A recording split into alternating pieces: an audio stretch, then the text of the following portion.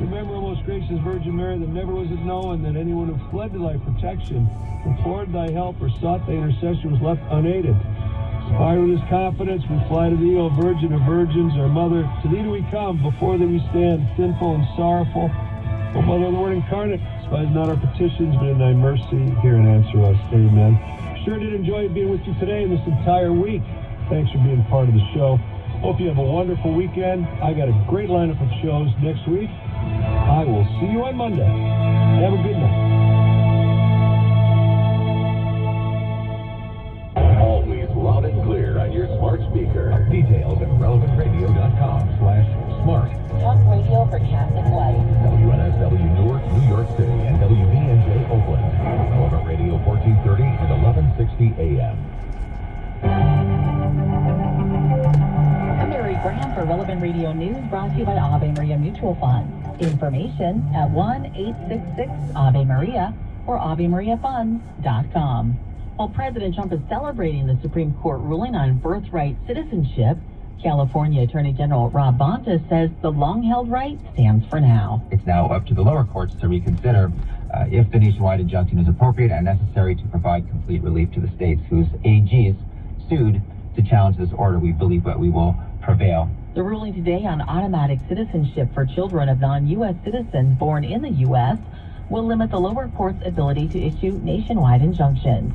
Speaking after the Supreme Court ruling today, President Trump said he believes liberal judges can no longer stop his agenda. In other rulings today, a Texas law requiring age verification to access adult websites withstood the challenge of the High Court. Parents won the right to opt their children out from lessons involving LGBTQ-themed books. And the Supreme Court is upholding the constitutionality of Obamacare, requiring insurance companies cover certain preventative care recommended by an expert panel. President Trump says that he thinks following the bombing of their nuclear facilities, Iran is done with their nuclear ambitions. I don't believe that they're going to go back into nuclear anytime soon. They spent over $1 trillion on nuclear and they never got it together. He said nuclear material had not been removed. Nothing was moved from the site, by the way. To do that is very dangerous. It's very, very heavy material. President claimed nuclear facilities were destroyed by U.S. airstrikes. Following the uncovering of a massive bribery scandal at USAID, the Small Business Administration is ordering a full audit of all government contracting officers who have exercised grant awarding authority under the agency's business development program over the last 15 years. This is listener-supported Relevant Radio. Sponsor Christendom College's newest free online course, called Becoming a Saint, gives you a clear step-by-step plan to start your journey to sainthood. Dive into Catholic wisdom and discover 7 simple strategies for saintly virtue that you can apply today. Join expert professor Dr. Andrew Whitmore and learn the most effective tools you can use to grow in virtue. Begin your transformation and access your free course now at becomingasaint.com. That's becomingasaint.com. Hi, Drew Mariani here. Hey, I am so grateful to have the Knights of Columbus jump on as a Relevant Radio sponsor. This premier lay Catholic organization for men, well, it was founded by Blessed Michael McGivney to serve those most in need. As a fellow Knight, I want to invite you and your loved ones to check out the Knights of Columbus and consider becoming part of a global and spiritual brotherhood. Visit kfc.org/relevant. kfc.org/relevant. So, what's trending? Bridging your Catholic faith with your everyday life. You're listening to Trending with Timmery on Relevant Radio.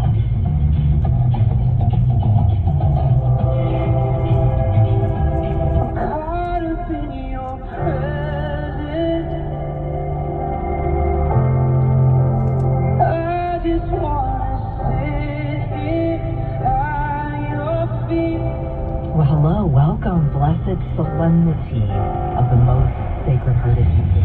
Together with you is for Timmery on this special Friday. It is also the shrine of the 54-day rosary novena that started back in early May, which culminates today, the Feast of Reparation, Divine Love, and looking forward to, well, now less than an hour, the celebration immediately following this program.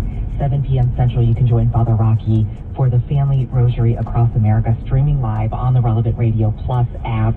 And in our house, we had a special enthronement last year. It was February 2024. So it was beautiful because our family was consecrated to the Sacred Heart of Jesus. And then this morning, to get up as a family, we kind of rearranged our schedules to be able to go to daily mass, all of us, most of us anyway, this morning, and then rereading the act of consecration as well. It is so beautiful.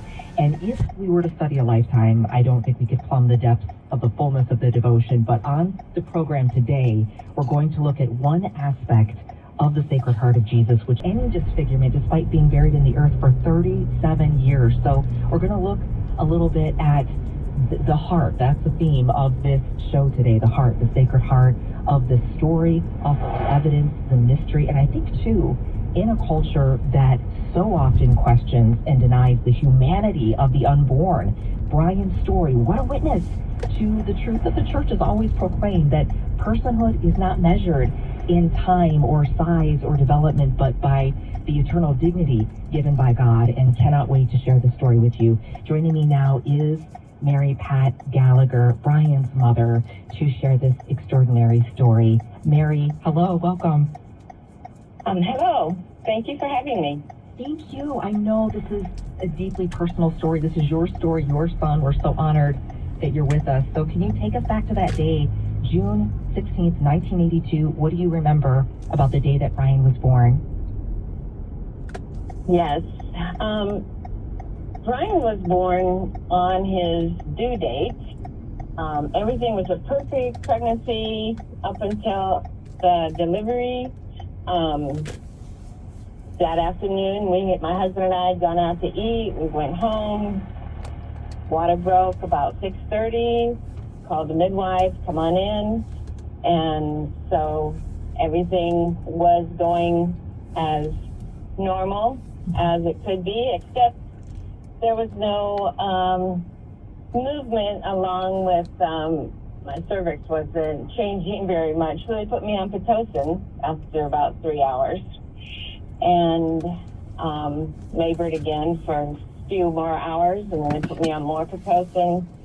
At some point, we noticed fetal distress going on. They noticed that they were giving me oxygen, which I couldn't understand. Why do I need oxygen? And they said, well, your baby needs the oxygen. And I said, okay, tape it to my forehead because I won't take it off.